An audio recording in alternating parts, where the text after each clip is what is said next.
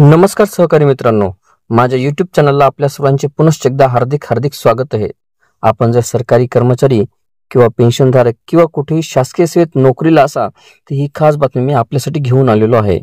पण तत्पूर्वी आपण आमच्या चॅनलवर नवीन असल्यास चॅनलला निश्चितच सबस्क्राइब करा आणि बेल आयकॉनला प्रेस करून ऑल नोटिफिकेशन्स ऑन करा, जेणेकरून आपल्याला व्हिडिओचे सर्व नोटिफिकेशन्स हे सर्वात अगोदर हे प्राप्त होतील। मिळालेल्या माहितीनुसार 8व्या वेतन आयोगाच्या अंमलबजावणीनंतर केंद्रीय सरकारी कर्मचाऱ्यांचा पगार कितीने वाढू शकतो याबाबतचं नवीन अपडेट हे हाती लागला आहे। मीडिया रिपोर्ट्सनुसार नव्या 8व्या वेतन आयोगामध्ये फिटमेंट फॅक्टर 1.92 इतका राहण्याची शक्यता आहे।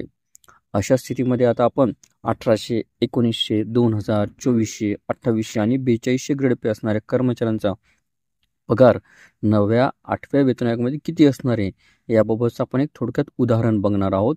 जसं की पाहायचं आहे की आपल्याला ग्रेड पे 18 म्हणजे लेवल 1 सध्याचा जो 7वा वेतन आयोग आहे 1800 ग्रेड पे जो आहे त्या कर्मचाऱ्यांचा मूळ पगार 18,000 रुपये इतका आहे। मात्र नव्या 8व्या वेतन आयोगामध्ये 1.92 फिटमेंट फॅक्टर लागू झाल्यानंतर मूळ वेतन हे 34,560 रुपये इतके होणार आहे। मूळ वेतनाव्यतिरिक्त व्हिडिओला सविस्तर बघण्यासाठी कृपया डिस्क्रिप्शन बॉक्समध्ये दिलेल्या लिंकवर क्लिक करा आणि संपूर्ण व्हिडिओ पाहावा।